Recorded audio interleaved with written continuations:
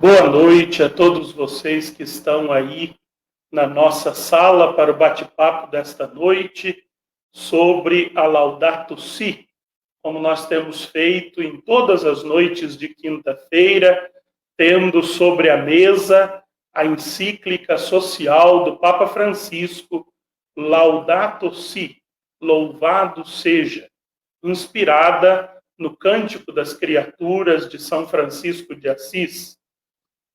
Nós hoje vamos aprofundar o 4º capítulo da Laudato Si. E antes de iniciar, eu gostaria de dar as boas-vindas a quem está chegando aí na nossa sala de bate-papo. Boa noite, Pedro. Boa noite, Zorico. Boa noite, Padre Joaquim. Já estava sentindo a sua falta. Nas 3 últimas, o senhor não apareceu. Era a festa de São Bento, não é? Aí em São Bento Abade. Mas que bom que o senhor está de volta.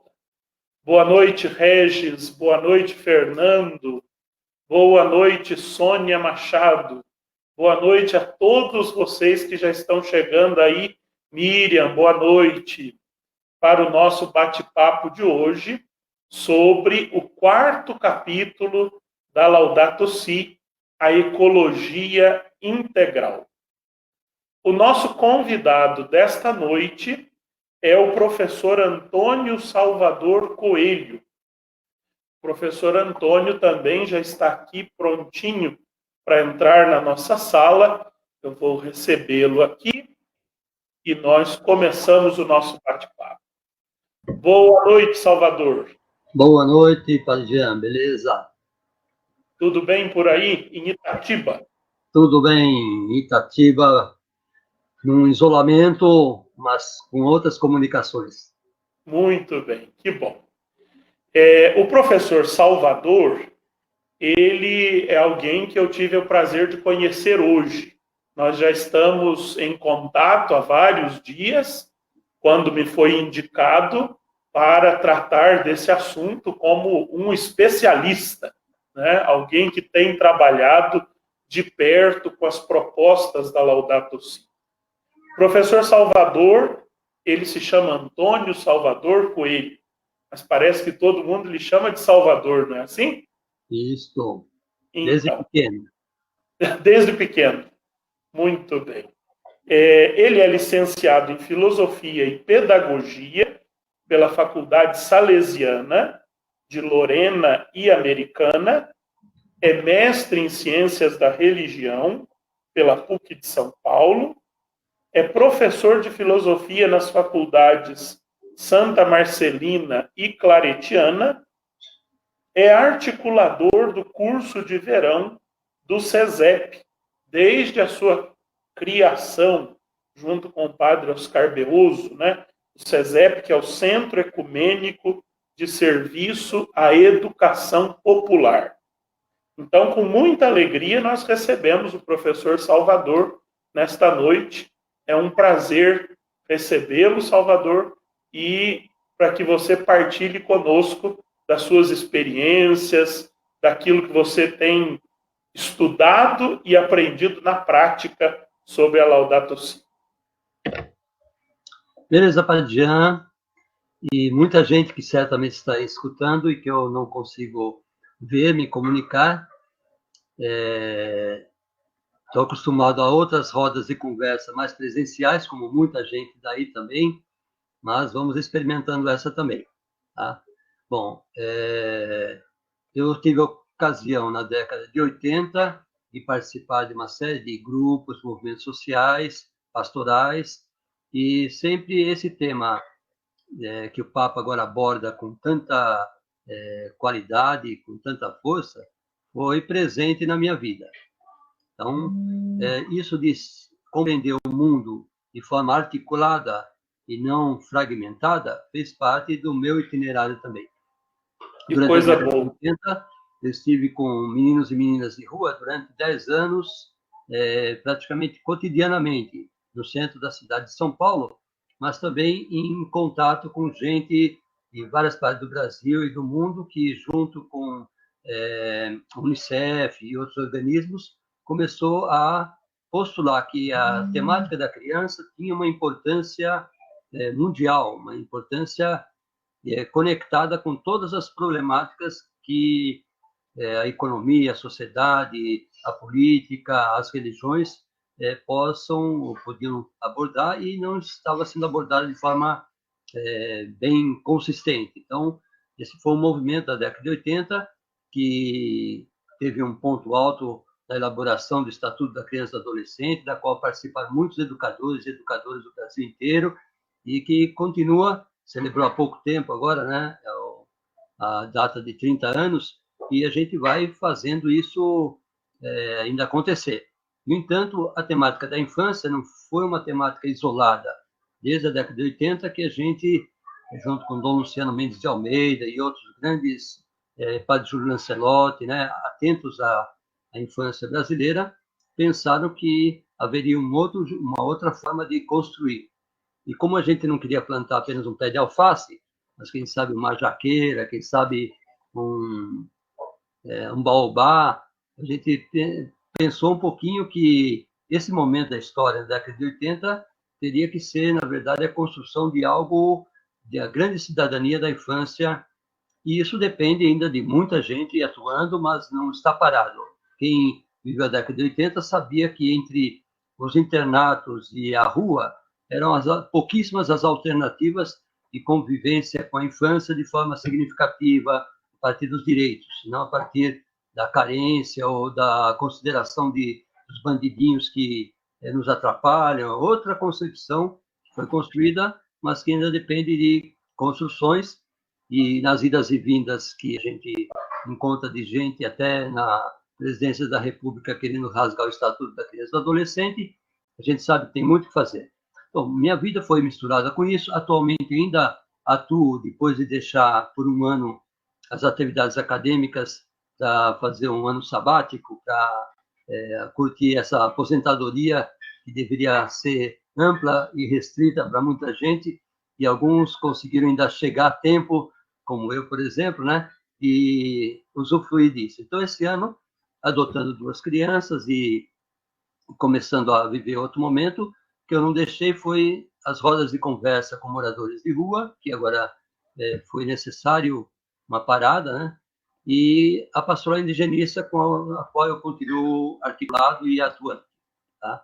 Bom, mas deixa eu contar um episódio para localizar um pouco quem eu sou e essas preocupações.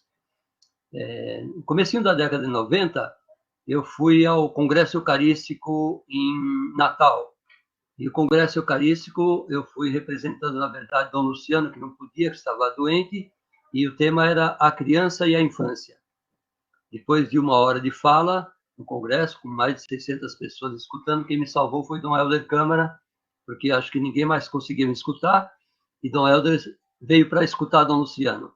Então, eu o apresentei e disse que quem veio fazer efetivamente a palestra sobre a infância e a comunhão e a Eucaristia foi Dom Helder. Então, Dom Helder me salvou nessa ocasião. E assim, muitos outros episódios da vida a gente vai guardando, acalentando, de como que a vida, a igreja, um momento de vivência eucarística tem a ver com as grandes construções comunitárias que temos a fazer para que o reino de Deus se faça. E essa grande colocação do Papa, então, da Laudato Si, é essa provocação. Como é que a gente constrói um mundo de encontros, um mundo de comunhão, no meio de tantas desavenças, desacertos, em todos os âmbitos. Né? Eu estive também na ECO 92, onde mais de 10 mil pessoas do mundo inteiro faziam um encontro alternativo enquanto os governantes discutiam inseguramente. Havia muita gente, muitas comunidades, muitos movimentos sociais atuando de forma mais consistente e sem medos.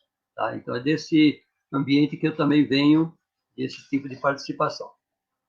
Que coisa boa, né? Vejam só quanta experiência, quanta convivência aí próxima com baluartes da nossa Igreja do Brasil, como Dom Luciano, Dom Paulo, Dom Helder, Padre Júlio Lancelotti, Oscar Beoso, tanta gente boa que te referendou no início, mas agora nós já temos o prazer de estar aqui com o Salvador, que já se tornou uma referência e já se tornou aí também um baluarte dessas causas que agora o Papa Francisco como que canoniza nessa encíclica Laudato Si.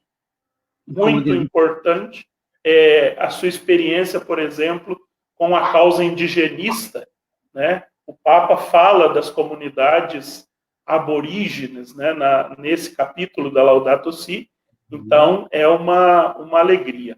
Só para te passar a palavra, e aí não lhe interrompo mais, eu queria começar lendo o que eu pus na descrição desse vídeo, que é o número 137 da encíclica. O Papa introduz o capítulo 4 dizendo assim: dado que tudo está intimamente relacionado e que os problemas atuais requerem um olhar que leve em conta todos os aspectos da crise mundial, proponho que nos detenhamos agora a refletir sobre os diferentes elementos de uma ecologia integral, que inclua claramente as dimensões humanas e sociais. Então é isso que nós vamos fazer nessa noite com o Salvador, tentar compreender o que é essa ecologia integral que o Papa diz no capítulo 4 da encíclica. Vamos seguir aquela metodologia que temos seguido toda quinta-feira.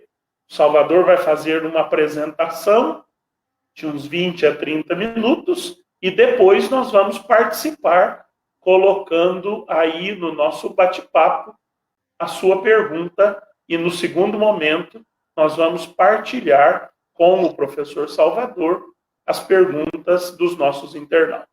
Salvador, a palavra é sua e estamos ávidos por ouvir. Gratidão. Então, vamos lá.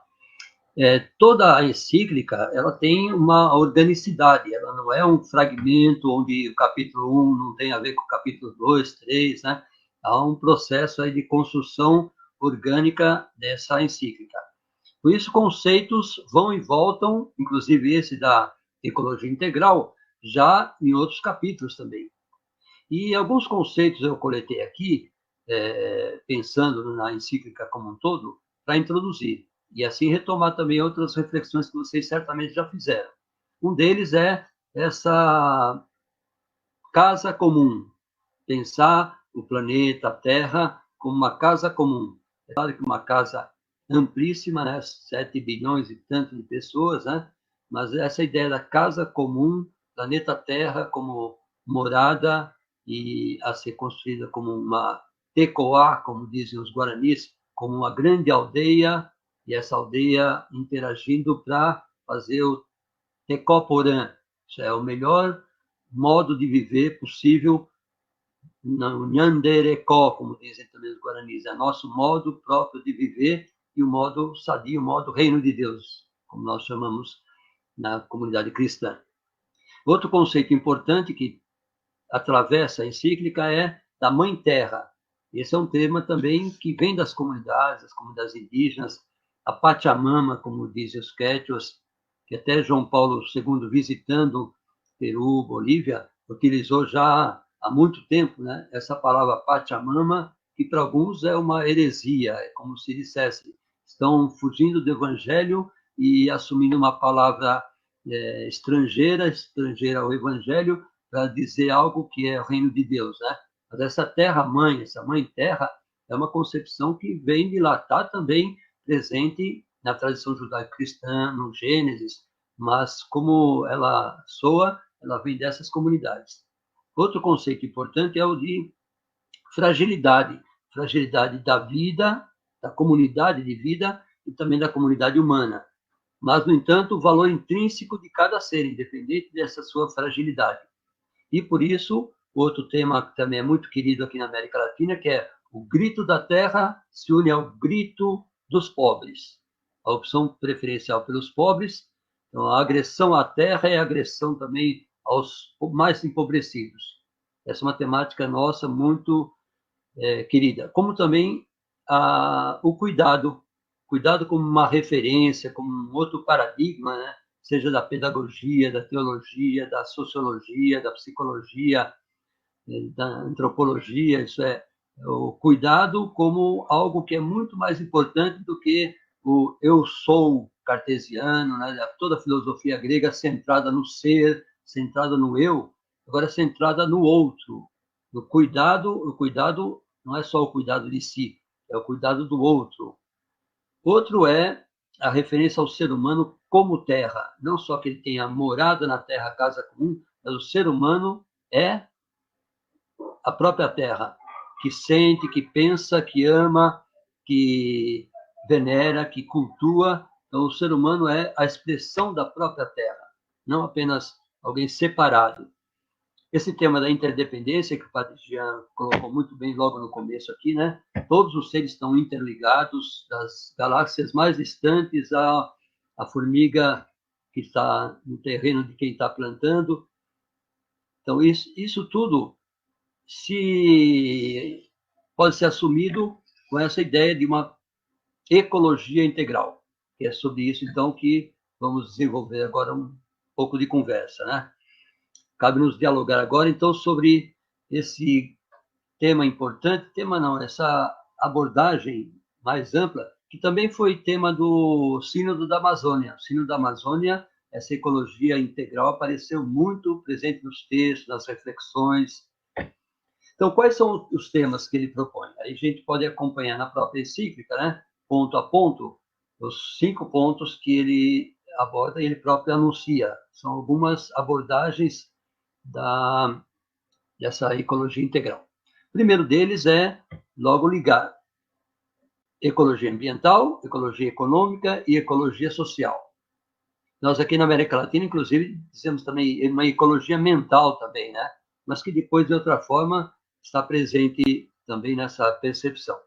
Tá?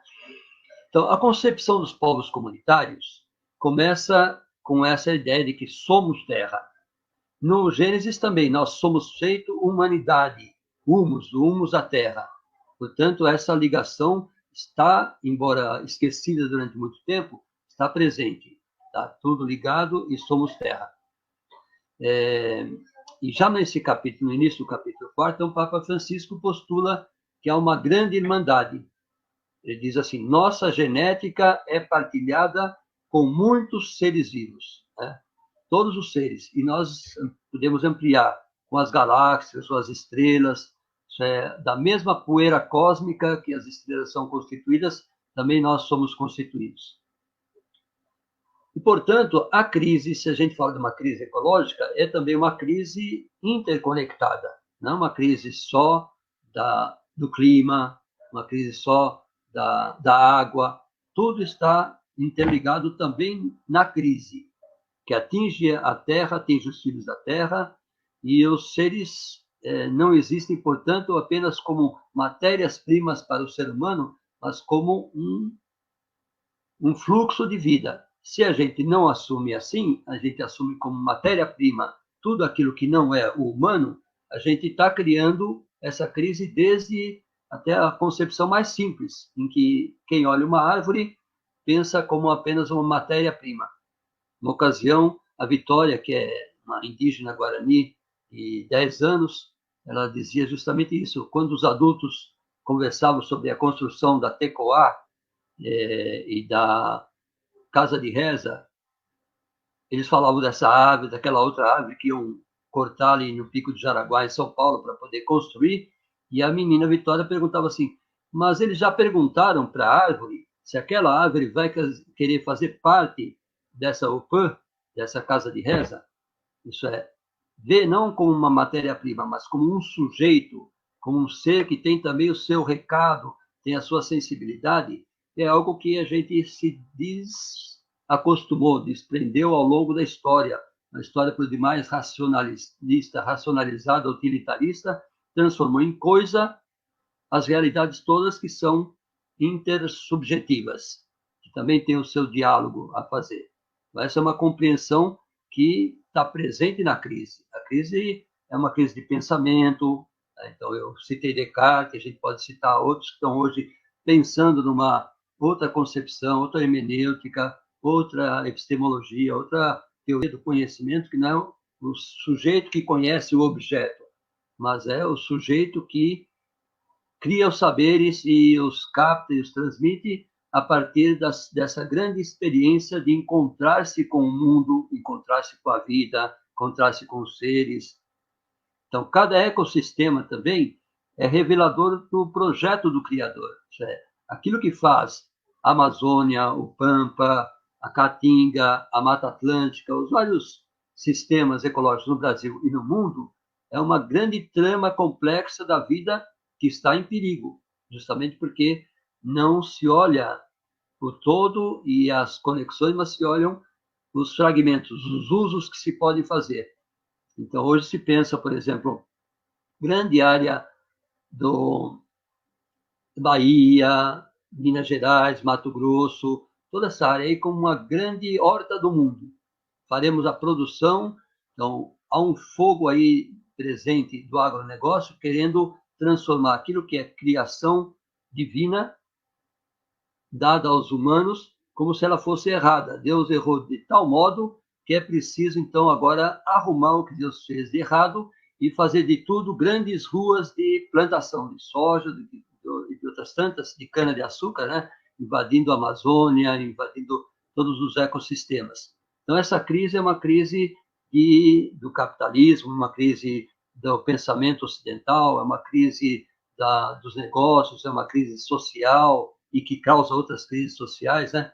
Então, o Papa vai localizando que todas essas questões elas se interligam também como problemáticas, além de haver um pensamento que percebe essa grandeza, a sabedoria divina que colocou tudo interligado, percebe essa fragilidade ou essa perversidade de transformar tudo em objeto do seu uso, da sua utilidade, e com isso desencadear as crises, inclusive as crises do clima que nós estamos vivendo hoje. Por isso que ele também, depois de abordar isso, aponta claramente a ecologia econômica precisa olhar tudo isso.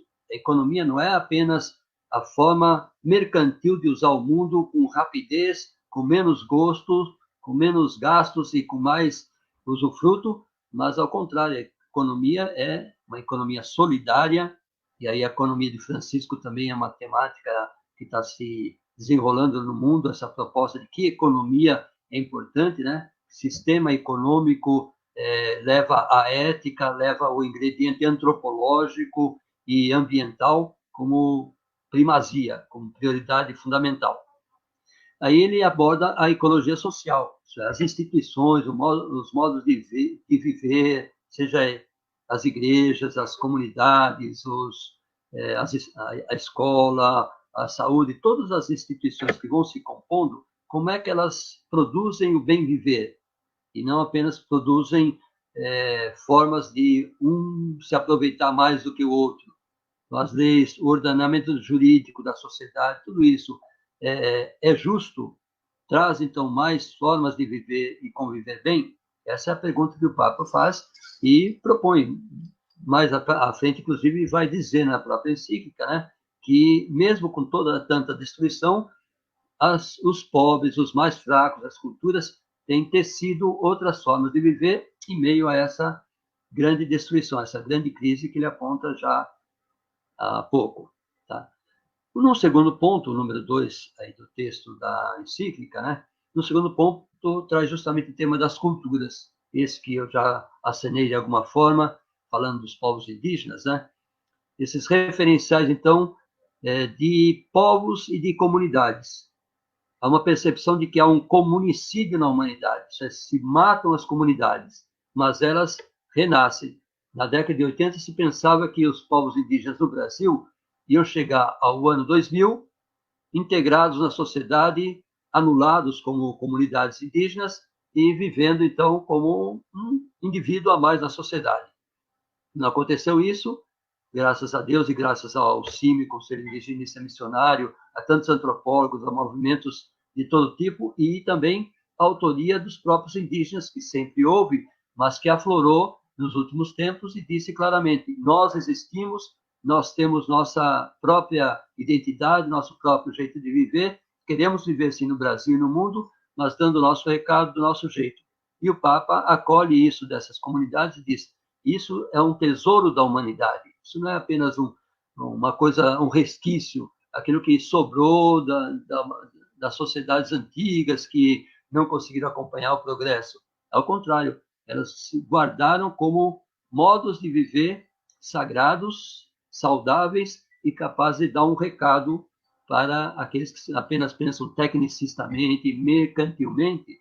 Há um recado novo e agora, nesse momento dessa pandemia também, o risco que passa os povos indígenas é altíssimo e, no entanto, é um momento que muita gente que nunca tinha ouvido falar de povos indígenas em termos da sua existência, do seu recado, também retomou. A gente que é lá mais antigo, já na elaboração da Constituição brasileira, já houve uma grande mobilização indígena e aí muita gente acordou para isso.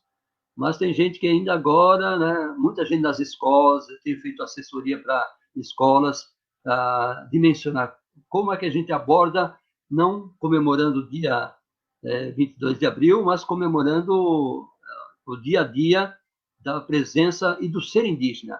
Muita gente começa a redescobrir o fato de ser indígena, de ter a voz sido caçada a laço, e as pessoas às vezes falam isso com normalidade, mas o que houve foi um sequestro, né? Uma grande violência sobre as comunidades, captura de pessoas para fazerem parte e que fazem parte da história, da memória de muitas famílias. São muitas, não é poucas. Eu dei aula durante 24 anos um curso de EJA, de jovens e adultos, e ali mais de 60% contavam histórias desse tipo. Portanto, o Brasil é um Brasil indígena, só que é um Brasil indígena apagado. E agora é preciso acordar novamente. Então, é sobre isso que, no ponto 2, o Papa retoma a sua sensibilidade e vai aos pequenos, e os pequenos têm nome, têm jeito de ser, né? E no caso do Brasil são povos indígenas que estão no Nordeste, estão na Bahia, estão em São Paulo, estão no Rio de Janeiro, estão em muito mais lugares. A cidade de São Paulo tem mais de 30 etnias diferentes, alguns com 20 pessoas, com 1.000 pessoas, com 5.000 pessoas, e são comunidades étnicas diferentes que estão numa cidade como São Paulo. E pelo Brasil afora há muito ainda. Tá? O terceiro ponto é a ecologia da vida cotidiana. Então, no dia a dia da vida, a sabedoria dessas comunidades e dessas pessoas que estão aí perdidas em um mundo que os colocou em risco, também constrói o seu modo de viver, o seu cotidiano que nem sempre tem uma live como essa para a gente conversar, mas tem o seu bairro, a sua cidade, a sua comunidade cristã, ou uma comunidade de base, uma comunidade do bairro, a vizinhança, e cria seus modos. São milhares e milhares de modos de viver a economia, a partilha. Bom, a economia solidária, então, foi uma coisa que brotou, pegou fogo no Brasil. A gente hoje está em baixa, está esquecida, mas tem muita gente que fez essa experiência graças às comunidades, inclusive a comunidade católica muito forte, mas graças também ao Paul Singer e outros que pensaram que é possível construir uma economia que seja para todos os que estão ali, não para um se sobrepor e explorar mais outro. Então, as comunidades vão tecendo na vida cotidiana formas de viver que não são aquelas que a gente assiste pela televisão e que empolgam tanta gente. Para ser um grande empreendedor é preciso agora, então, deixar de lado tudo aquilo que faz a gente perder tempo com a comunidade, e aí vamos atravessando. Você agora deve ser um empreendedor, todos devem ser um bem, para poder, primeiro, não ter os encargos sociais, não ter os direitos sociais, mas, no fundo, para dizer que o indivíduo que ele é senhor da sua história e não a comunidade. Então, contra essa maré, existe a outra, que é a da tessitura comunitária, de um bem viver, de um viver com o outro, em que se o outro cresce, eu também cresço, se eu cresço, o outro vai crescendo junto, né? Essa trama que parece estranha ao mundo, não estranha a quem acompanha, por exemplo, essa reflexão do Papa sobre essa ecologia da vida cotidiana. Estamos chegando ao fim. Temos ainda uns 2 minutos? Então, aí o quarto... Temos sim. Tá bom. O quarto tema que o Papa propõe é o princípio do bem comum. E esse princípio já é antigo. quem acompanhando já na década de 70, de 80, os documentos da CNBB, esse tema do bem comum, ética do bem comum, ela foi reincidente, sempre apareceu, né? Agora ela aparece num seu conjunto. Inclusive, o Duns Escoto, da Nicarágua, e Leonardo Boff foram responsáveis, no âmbito da ONU, de construir uma carta, uma declaração universal do bem comum da Terra e da humanidade. Esse texto existe, se alguém quiser depois buscar, Declaração Universal do Bem Comum da Terra e da Humanidade.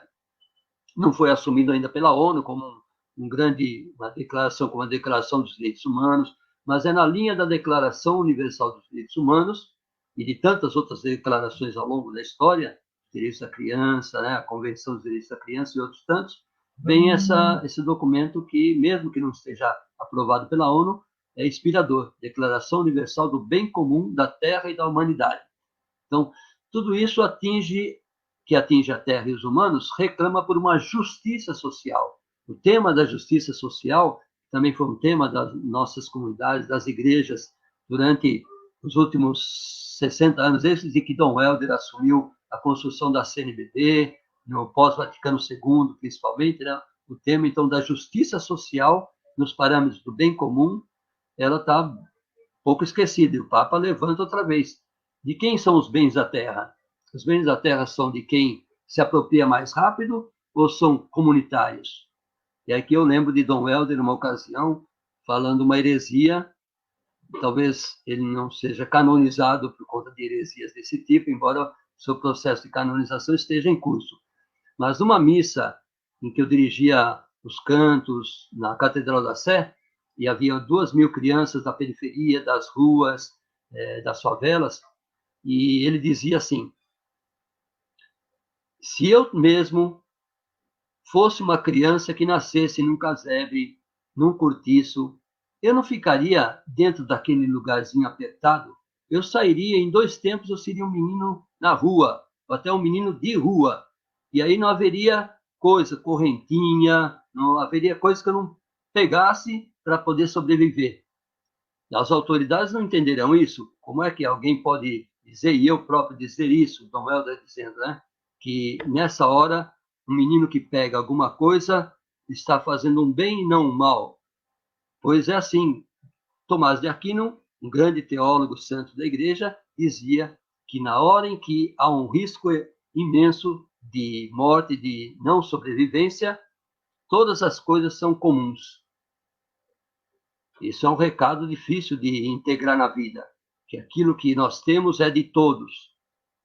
É claro que os pobres, as comunidades, fazem isso no seu dia a dia, compartilham o que é possível, mas isso a nível mais amplo, de uma economia da partilha, economia do encontro, e pensar uma comunidade humana em que os bens são comunitários, aquilo que existe hoje tem 90 e tanto por cento que não é comunitário, e a privatização que gira por aí como um bem, ela concorre para ver mais ainda, e o que é comunitário vai ficando cada vez menos, mais fraco, e, portanto, os fracos não têm acesso aos bens da terra. É sobre isso que o Papa está falando também, sobre aquilo que é um princípio fundamental do Evangelho e que a gente toma como se fosse um erro, certo? Tornar o máximo de realidades comunitárias. E o último ponto é justamente a justiça, agora pensada para o futuro, intergeneracional. A próxima geração vai encontrar o mundo como? E aí ele usa, sem citar, um provérbio africano, que é que esse mundo não nos foi dado de herança por nossos pais, mas ele foi emprestado por nossos filhos.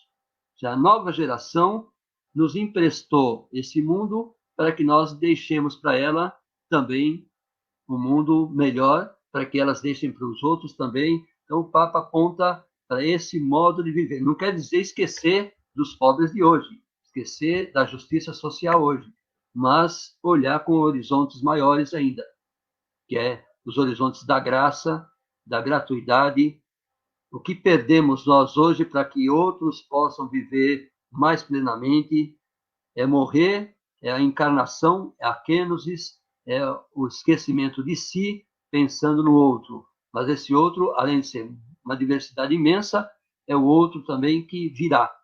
São as novas gerações, para que não haja hoje a multidão dos condenados à terra, mas que aqueles que nascem também já não nasçam com um tributo tão grande para pagar, sem ter ainda vivido nessa humanidade. Pagar aquilo que a gente próprio não construiu como um bem comunitário, não pensamos de forma generosa o mundo. Por enquanto, agradeço. Muito bem. Se nós recebemos a terra, nós temos que transmiti-la às futuras gerações, né?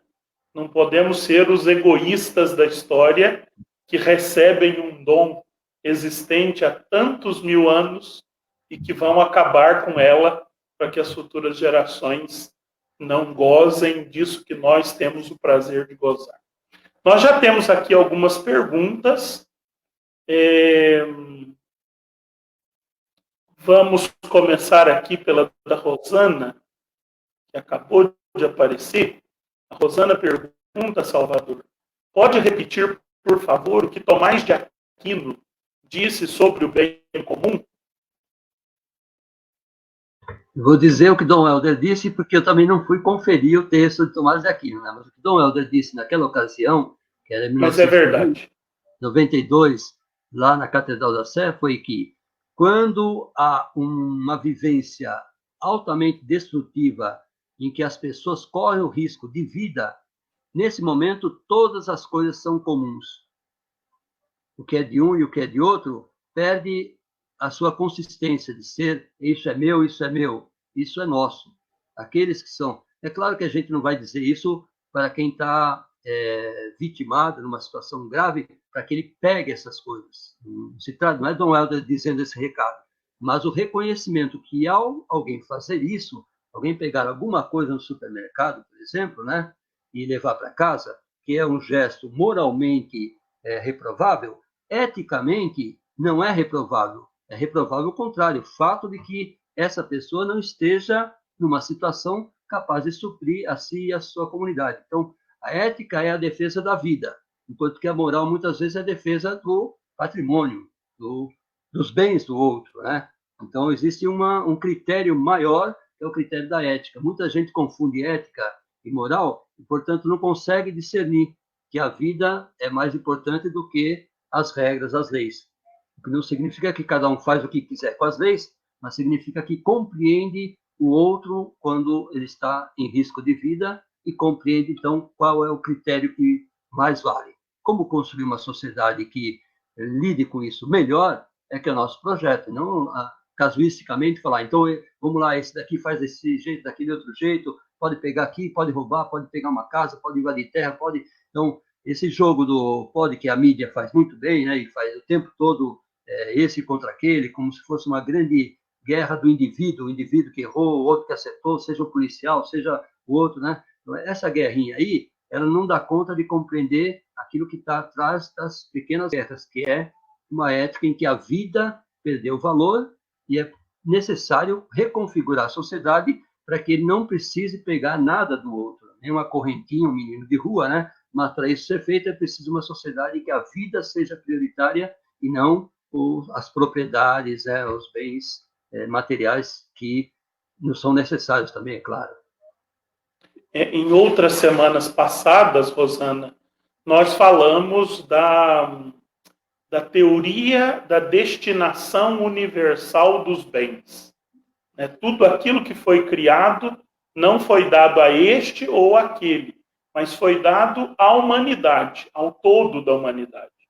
E essa teoria da destinação universal dos bens, ela tem seu fundamento lá em Tomás de Aquino, quando ele cita, né, essa questão de que quando a vida está em risco, todos os bens se tornam comuns. Não é se tornam comuns, eles voltam a ser comuns, porque originariamente eles são comuns, né? Eu conheço essa fala de Dom Helder, já vi esse vídeo, me lembro da imagem perfeitamente, e de fato pode citá-lo quantas vezes for preciso, porque Santo Tomás diz mesmo e fundamenta aí a teoria da destinação universal dos bens. Vamos à pergunta do Rodrigo. O Rodrigo pede aqui, Salvador, que você explique melhor o que é kenosis. Você usou essa palavra aí, essa palavra grega, e ele pede para você explicar um pouquinho melhor o que é kenosis. Então, o Rodrigo foi que me apresentou o Salvador, gente. Olá, Rodrigo. Maravilha.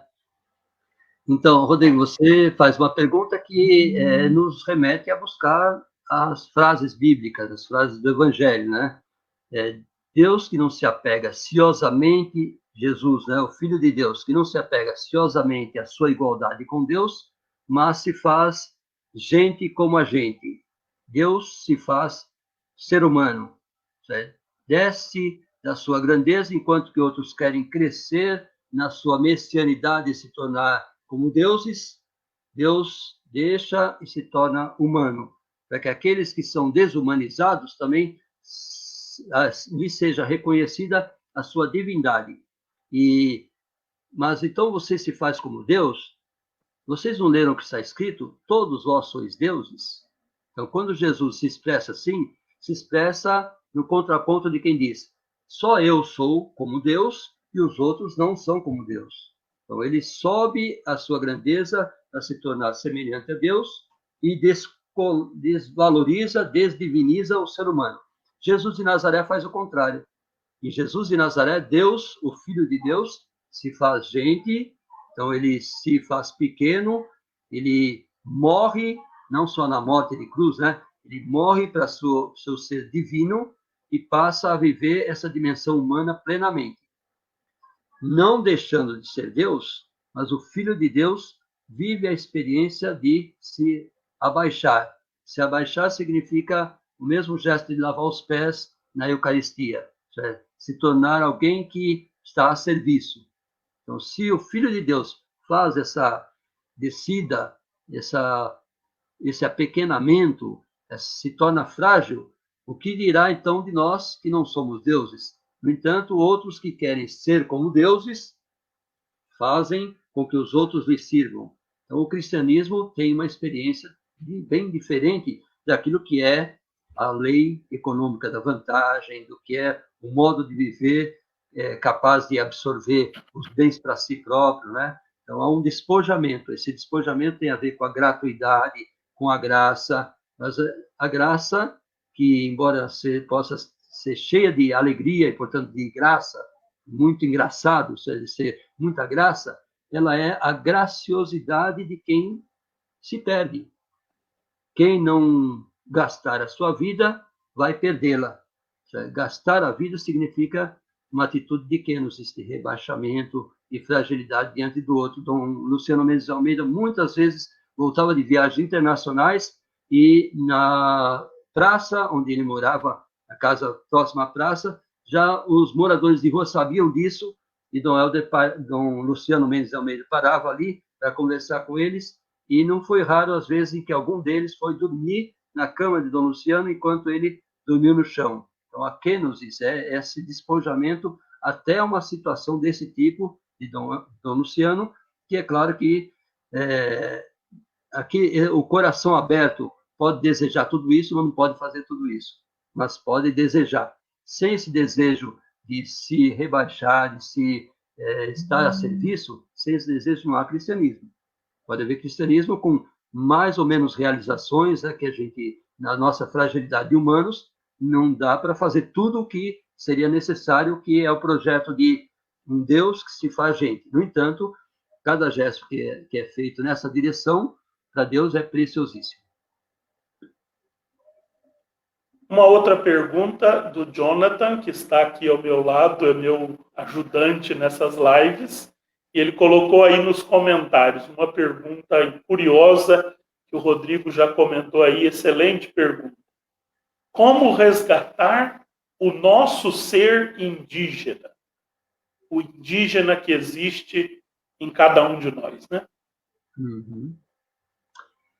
Bom, eu diria assim, que o gosto por se considerar de alguma forma, relacionado com as comunidades indígenas, é o primeiro gesto. Embora muitos de nós não tenhamos o rastreamento dessa conexão de alguém da família, avô, bisavô, de onde seja. Mas o sentimento de que esse modo comunitário de viver dos povos, com uma diversidade imensa, é um dom de Deus ao nosso país, ao nosso Brasil, ao nosso mundo, e, portanto, eu gosto de estar presente no mundo dizendo ser indígena é um valor. Então, esse é um modo de resgatar o indígena que mora em nós, é dizer, aqueles que hoje são indígenas fazem parte da minha comunidade, e, portanto, eu posso dizer com orgulho. Foi isso que aconteceu ao longo de muitos anos nessa escola, o Colégio Santa Cruz, que mantém gratuitamente 600 alunos estudantes de EJA, e que, nos primeiros anos que eu lá trabalhei, um levantava a mão dizendo que tinha uma ascendência indígena. E mais à frente, depois de alguns anos, mais de 60% deles diziam, eu tenho um sangue indígena. Então, dizer isso é um gesto de renascimento. Alguém pode dizer por dizer, mas sentir e compreender o porquê é que eu digo isso, né? Eu acho que é uma qualidade de humanidade que pode ser realizada por qualquer um de nós, por mim mesmo. Aliás, o menos indígena do sangue sou eu, acho, dessa live aqui, porque eu nasci em Portugal. Então, muito improvavelmente, eu terei sangue indígena, do ponto de vista dessa mesclagem que houve no Brasil, com toda essa violência maluca, né? Mas eu certamente não tenho. No entanto, eu me sinto indígena compartilhando com eles. Como Paulo, eu me fiz grego com os gregos, né? Então, cada um pode dizer claramente, eu sou indígena, mas não para se vangloriar disso, nem para fazer disso um sucesso, né? Para fazer disso um serviço a essa causa indígena, pelo fato de se reconhecer um modo indígena de viver, que eu vou pesquisar, buscar contato, encontro. Eu, humildemente, também na minha kenosis, coloco eles em destaque, não eu, porque eu sou antropólogo, porque eu conheço os indígenas, porque, né? É outra. Então, a coerência desse fato de se reconhecer indígena, ela é também exigida, né? Mas, no entanto, o sentimento é o que pode ajudar a isso. E depois outros encontrarão, de fato, as suas raízes. Tem um morador de rua lá em São Paulo, tem vários, né, que tem ascendência indígena, mas está louquinho para ir para Minas Gerais para poder encontrar a sua comunidade mãe. E ele já tem alguns contatos lá. Então, busca com a pastoral indigenista como é que ele faz para poder encontrar novamente. Se tem alguém lá que tem contato com os indígenas de lá. E aí, assim vai, né? Dos Machacali. Tá? Então, a busca de uma relação mais próxima pode ser também um caminho. Mas, em muitos brasileiros, não vai ser o caminho, a conexão mais direta. Vai ser mesmo de um sentimento, e do sentimento brota a solidariedade e a defesa da causa indígena. Ainda que tenhamos individualmente essa presença indígena na árvore genealógica individual, nós temos e fortemente presente na árvore genealógica da nação, né? Nós, o Brasil é indígena, né? Então, ainda que a gente não localize na nossa ascendência, na do Brasil é inegável, se nós somos brasileiros, somos um pouquinho indígenas também. Padre Joaquim faz aqui um comentário, Salvador, sobre a questão indigenista. Ele pensa haver dois desafios gigantescos. Primeiro, respeitar e reconhecê-los como os primeiros habitantes e, portanto, detentores do direito ao território e à vida plena. Segundo, tornar acessíveis todos os avanços e conquistas da humanidade sem suprimir a sua cultura e os seus costumes. São dois grandes desafios, não é? Uhum.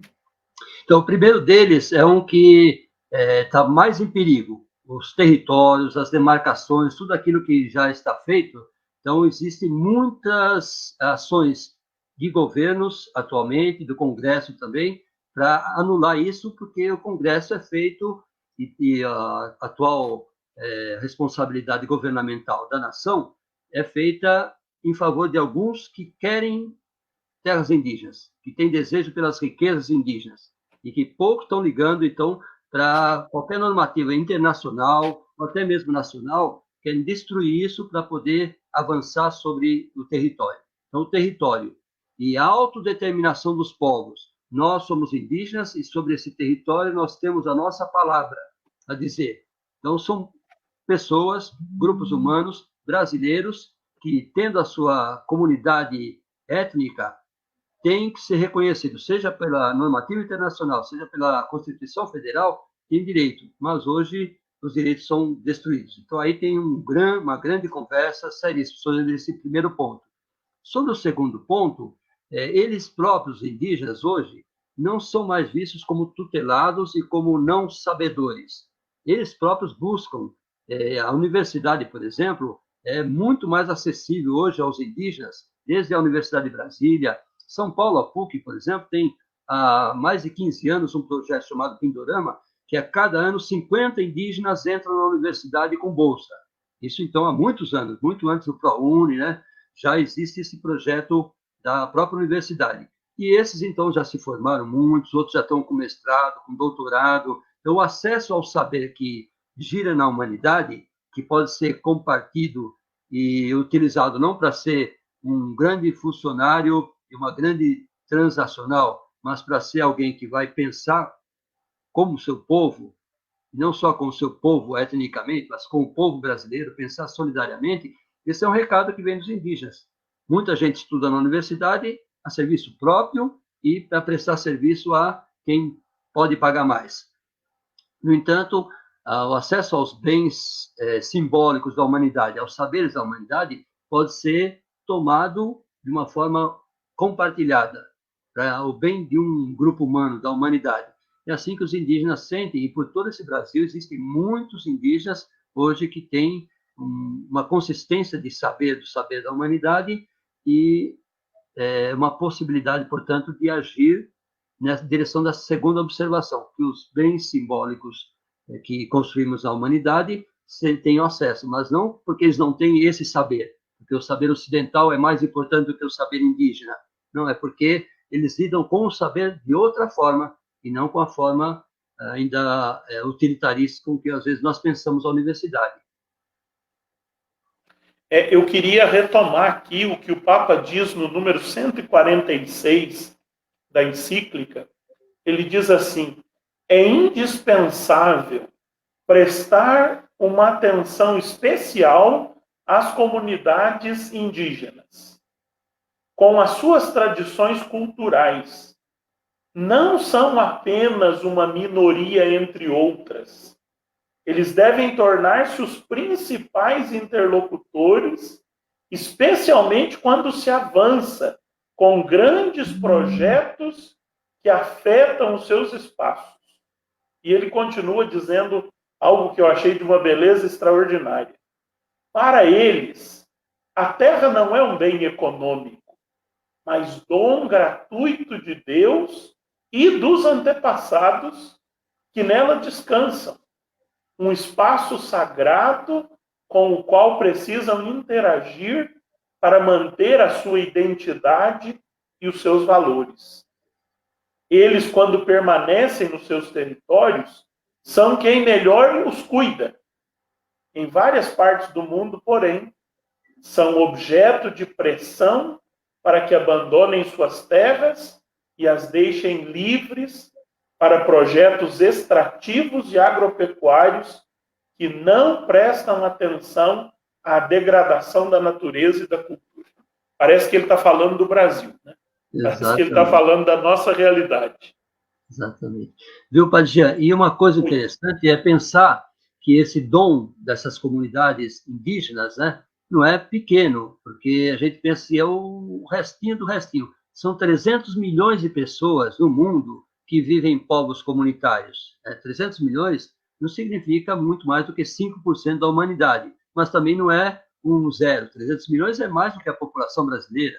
Isso é gente que vive nessas comunidades com esses mesmos problemas, mas também com esse mesmo encantamento face ao mundo, ao planeta Terra, a essa comunidade de vida, que dão esse recado, e o seu recado, então, diz o Papa aí, é um recado precioso, não é um recadinho à toa, é um recado precioso.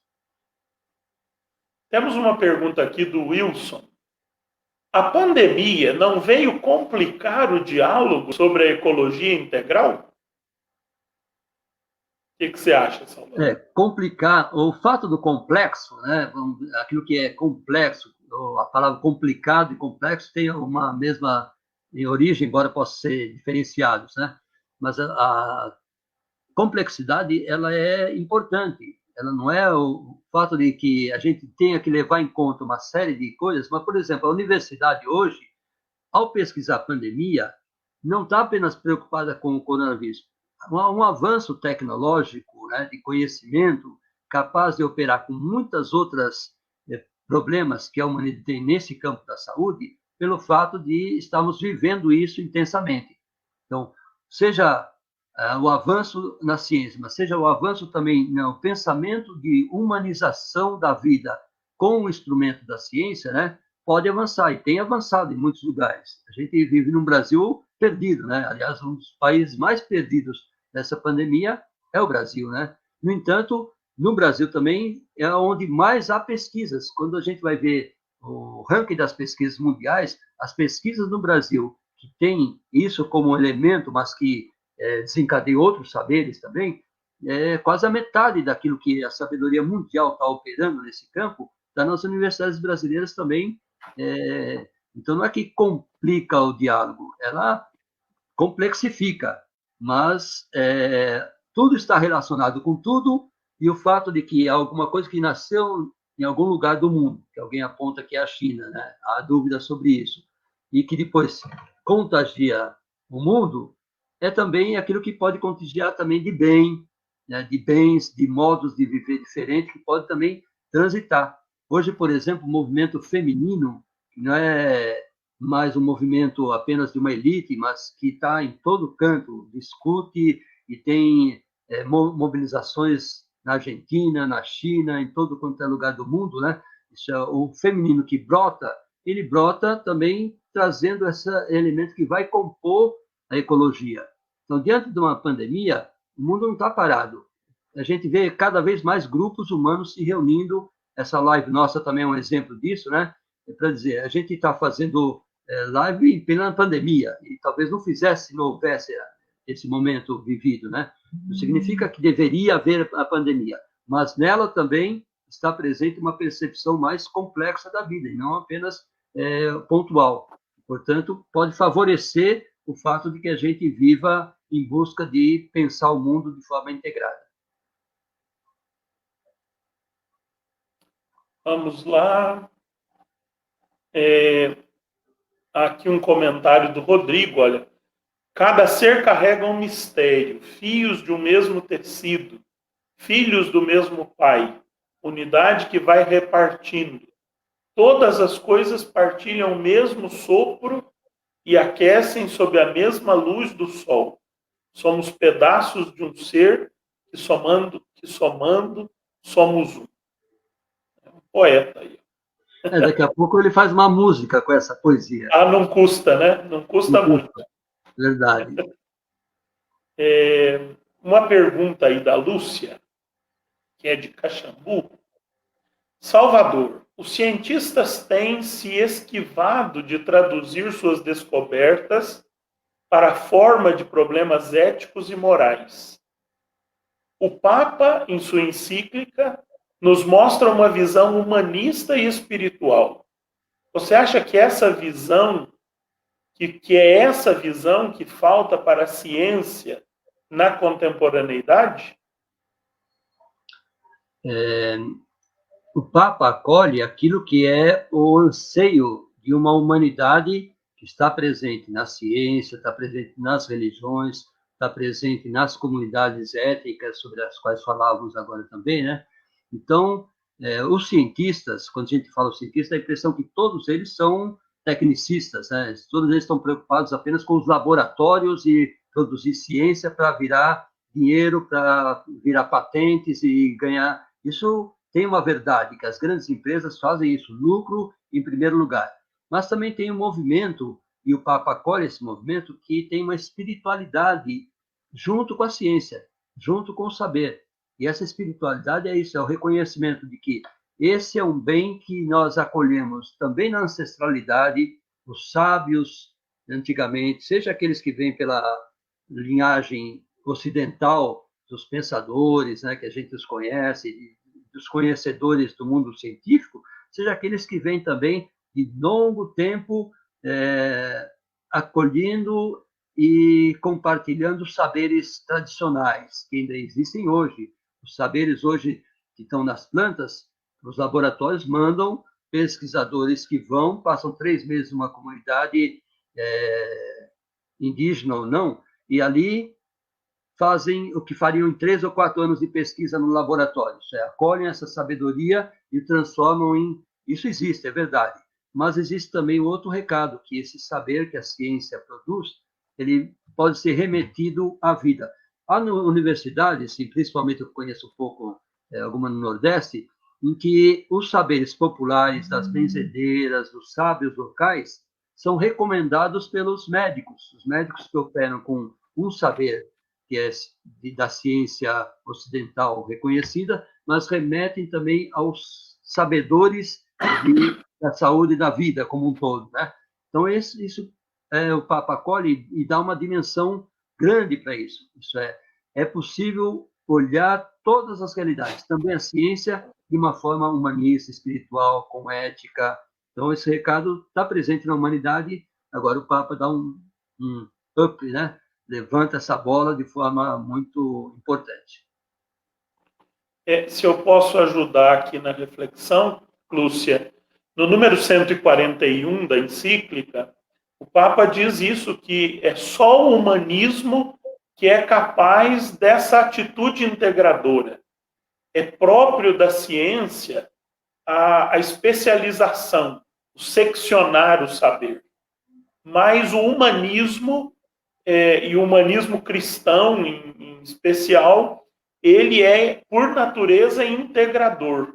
Então, só conseguiremos uma ecologia integral se esse humanismo cristão ele conseguir integrar as diversas dimensões da ciência que vão cada vez mais se especializando. Mas a especialização é um perigo, porque ela está sempre a serviço daquilo que no encontro passado nós chamávamos de paradigma extrativista, né? O humanismo é que congrega essas especializações, dando e gerando uma visão integral, de uma ecologia integral, que integre a ecologia ambiental, a ecologia econômica, a ecologia social, a ecologia cultural, todas essas dimensões da ecologia, naquilo que o Papa chama de ecologia integral.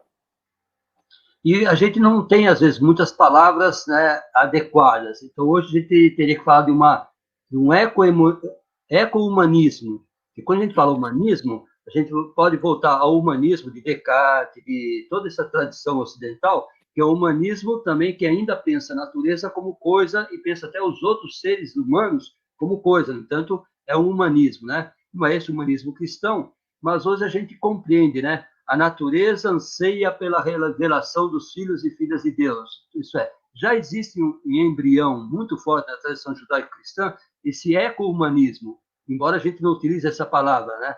Mas a gente teria que encontrar alguma coisa para dizer sempre o humano conectado com a vida e não o humano também separado, né? Talvez seja a proposta do Papa de que nós chamemos isso de ecologia integral.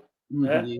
A ecologia que tem o ser humano no centro, mas que integra humanisticamente todas as outras realidades ecológicas, nessa multiplicidade de ecologias.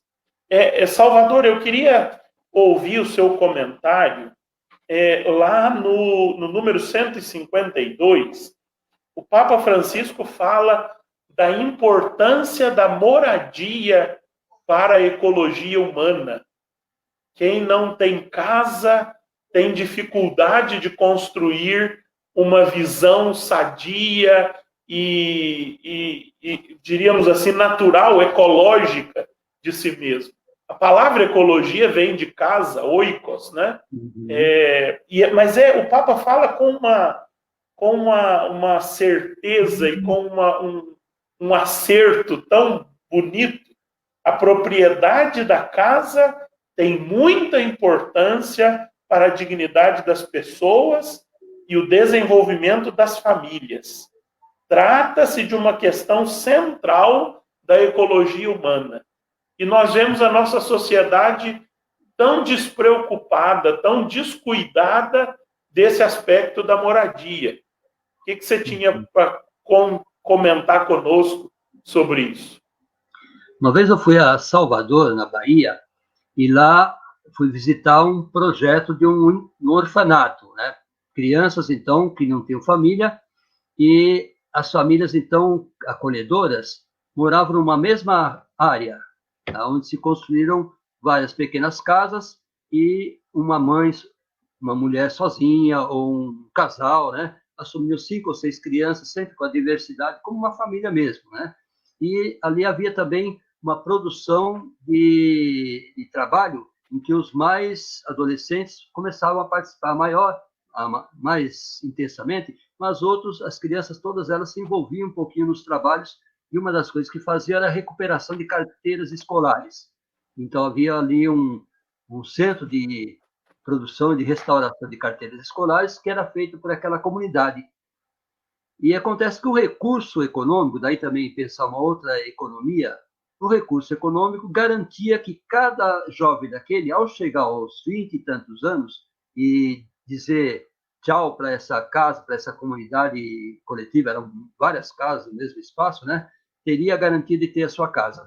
Isso é, o fato de ter casa vinha do próprio trabalho, desse trabalho coletivo, mas como um direito daqueles que estão vivendo essa experiência. Então, essa microexperiência é um pouco aquilo que devia ser o mundo todo. Depois de algum exercício de vida, de trabalho, de convivência, o acesso à casa não devia ser pautado pelos critérios mercantis, e que quem conseguia juntar os seus 200, 300 mil reais pode comprar uma casa. Mas tem que ser pelo critério humano, de que o teto é um direito humano. Portanto, toda esse modo de fazer que parece normal, em que há uma especulação imobiliária aqui, onde há mais gente precisando de moradia, fica mais difícil porque o preço cresce, cresce, cresce. Se não tivesse procura de moradia, então essa lei da oferta e da procura, né? Se não tivesse procura, baixaria lá embaixo. Então, se todo mundo tivesse casa em algum ambiente, não se faria negócio com casas. Não haveria essa corrida pelo preço, né, e a supervalorização. E é preciso, nessa sociedade que vivemos, é preciso que haja muita gente sem casa para haver um dinamismo nessa economia da propriedade, da casa. Isso é uma perversão do ponto de vista evangélico, né, e do ponto de vista do que o Papa diz, né? Isso é, aquele fato de que alguém pode ter uma casa é um bem para a humanidade, além de ser um bem para aquela pessoa, é um bem para a humanidade, porque traz a paz social. Uma guerra social se dá justamente porque isso se torna tão impossível que se perdem valores. Mesmo assim, o Papa, em outro momento, quando ele fala da ecologia do cotidiano, ele diz, mesmo assim, as pessoas, sem ter a sua casa garantida, o seu próprio nome, mesmo assim, elas constroem modos de viver humanizantes. No entanto, seria muito mais humanizante que houvesse a possibilidade, quando a pessoa tivesse uns 20 e tantos anos, 30 anos, não mais do que isso. Eu tive alunos, 600 alunos de EJA, que aos 60 anos não tinha. E uma mulher falava assim, mas eu vivi tão bem que agora eu já comprei em 10 anos. Ela já tinha 60, né? Em 10 anos eu sei que eu vou pagar essa casa. Depois de ter vivido uma vida sem poder deixar nada para os filhos, para os netos, né?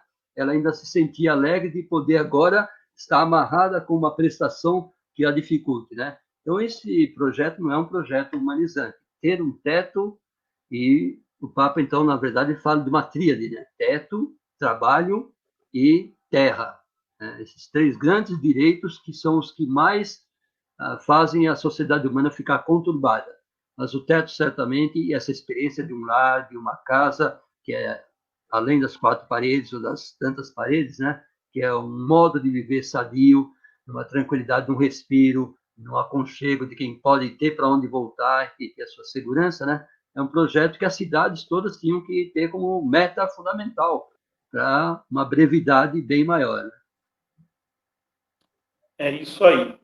Salvador, hoje à tarde, ele me apresentou uma iniciativa de formação de agentes Laudato Si, que está acontecendo em todo o mundo e que começa agora no próximo dia 28 de julho. Eu vou colocar aqui o link dessa iniciativa, Catholic Climate Movement Global, né? Barra PT, que não é o partido, viu, gente? É português, Animators. Enquanto o Salvador fala aí um pouquinho dessa iniciativa, eu vou tentar mostrar para vocês o link. Mas se você quiser, copie o link aí da nossa legenda. Isso. O que vai começar no final do mês e que ainda há vagas para participar é de quem quer ser animador da encíclica. Isso é, vai ter um curso, as pessoas vão fazer esse curso e depois de fazer esse curso vão ter elementos mais aprimorados. E alguns de vocês que já têm feito essa live com o Padre Jean, talvez pudesse ser dispensado de algum dia, estou brincando, né? Isso é mais um elemento que está compondo para que a gente possa, então, desencadear esse conhecimento para além das nossas lives, para além das nossas comunidades, aquelas que já fazem, para além da universidade, muita gente que pode ir a caminho dessa construção, ou pessoalmente, via internet, ou em cursos, né? Mas esse curso serve para essa rede mundial e nós aqui no Brasil também fazendo parte dessa rede mundial. Quem puder se inscrever, tiver tempo para entrar nessa grande luta, é uma ocasião. Olha lá, é um curso de capacitação para você ser um animador Laudato Si aí na sua comunidade, um curso totalmente online que começa no dia 28 de julho, próxima semana, e durante as próximas 5 semanas você vai se juntar a uma comunidade global de católicos em módulos de aprendizagem que progridem a cada semana. Até 2 de setembro terão ocorrido todos os módulos. Até 4 de outubro, dia de São Francisco, você deverá completar um projeto para engajar e informar a sua comunidade. Está aí uma opção, né, totalmente online. Temos aí os assessores, né, que vão colaborar nesse curso.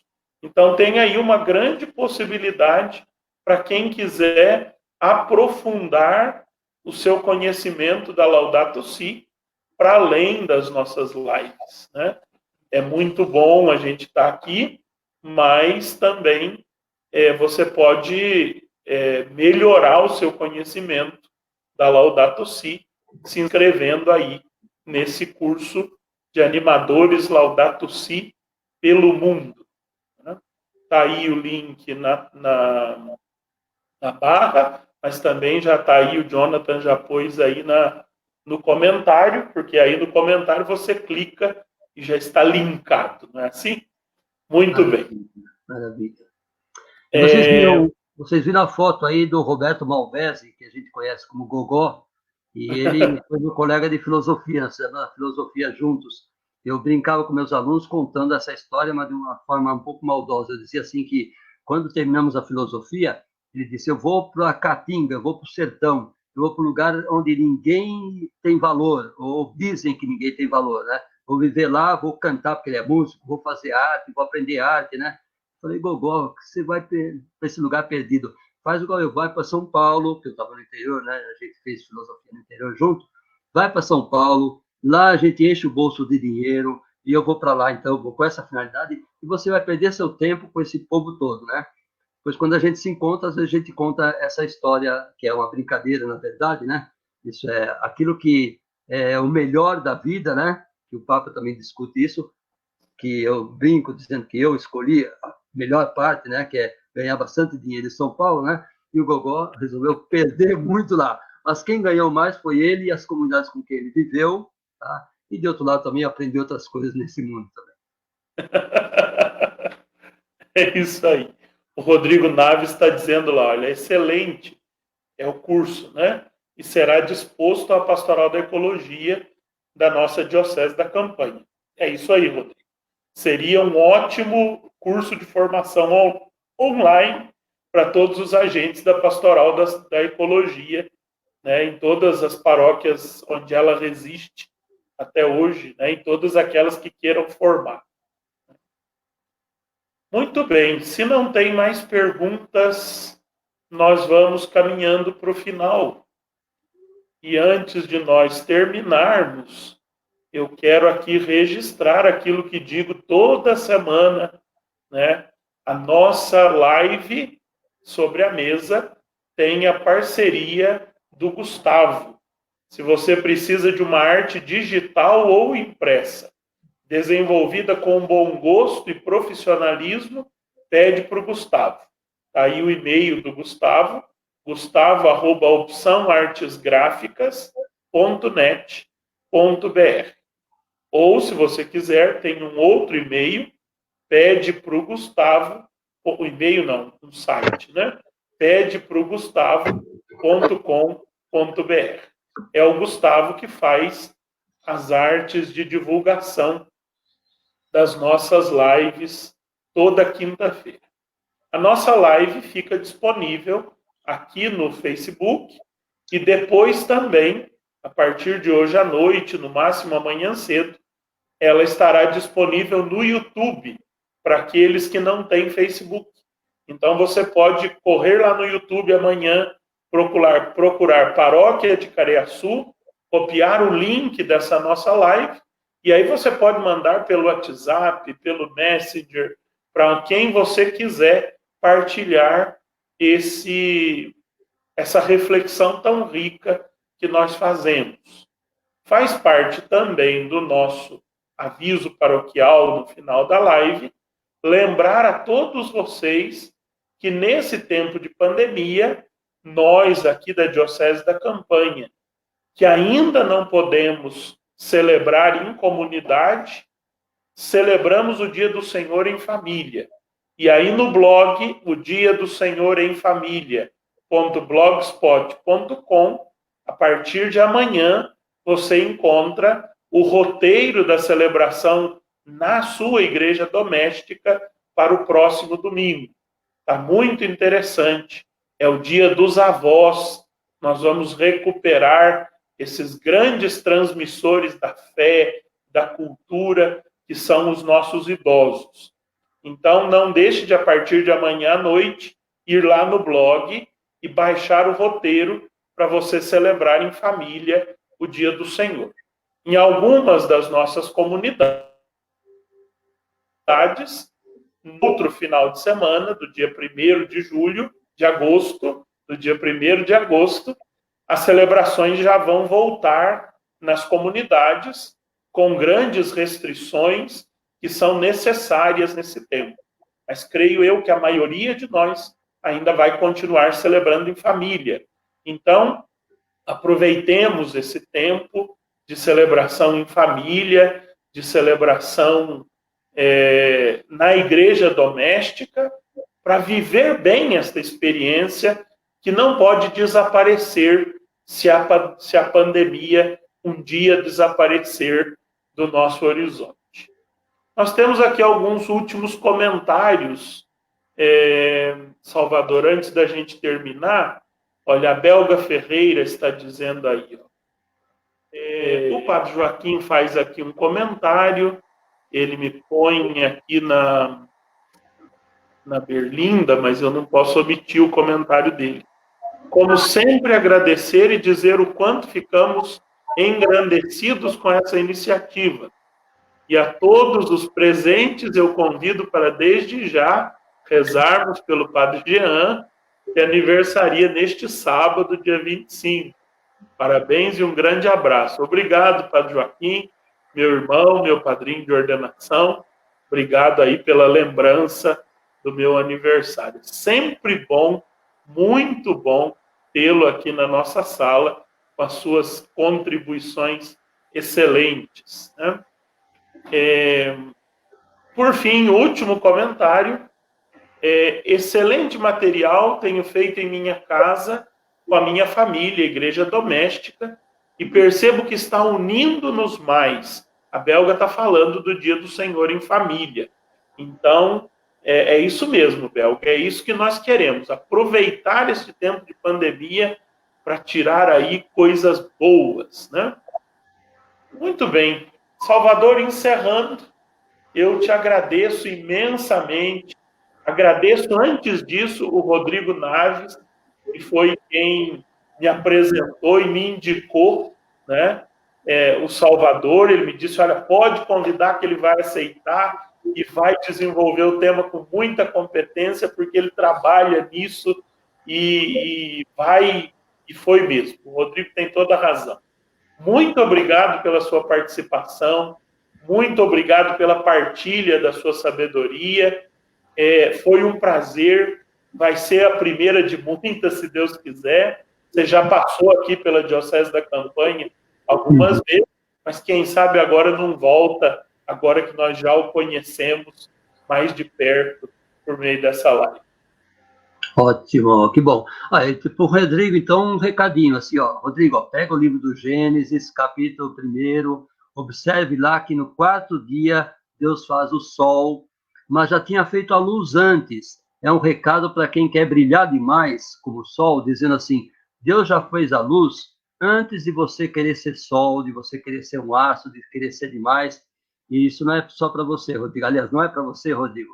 É para aqueles que pretendem ser astros. E é preciso, então, desastrar, tirar do trono os poderosos, aqueles que se acham como deuses, que se tornem pequenos, aquênosis. É esse o recado que está lá no modo com que o poeta escreve o 1º capítulo do Gênesis. No 4º dia, depois de ver tanta luz, Deus pendura lá no céu, na abóbora celeste, uns brinquedinhos, umas estrelas, um sol, ainda que as estrelas e o sol, como você, Rodrigo, e todos vocês que escutaram também, sejam muito importantes. Gratidão para todos. Muito bem, nós encerramos assim mais um Sobre a Mesa desta quinta-feira. Na próxima semana, não perca, nós vamos continuar com o capítulo 5 da Laudato Si e teremos aqui a presença da professora Rosana Manzini. A professora Rosana também é de São Paulo, já deu aula na nossa Escola Diocesana de Doutrina Social da Igreja e, com certeza, como foi hoje o Salvador, como tem sido a cada dia os nossos interlocutores, vai ser uma riqueza. Eu espero por você, eu espero que você divulgue, eu espero que você compartilhe as nossas lives, para que essa reflexão tão necessária aos nossos dias alcance o máximo possível de pessoas. Boa noite para você, durma bem, Deus te abençoe.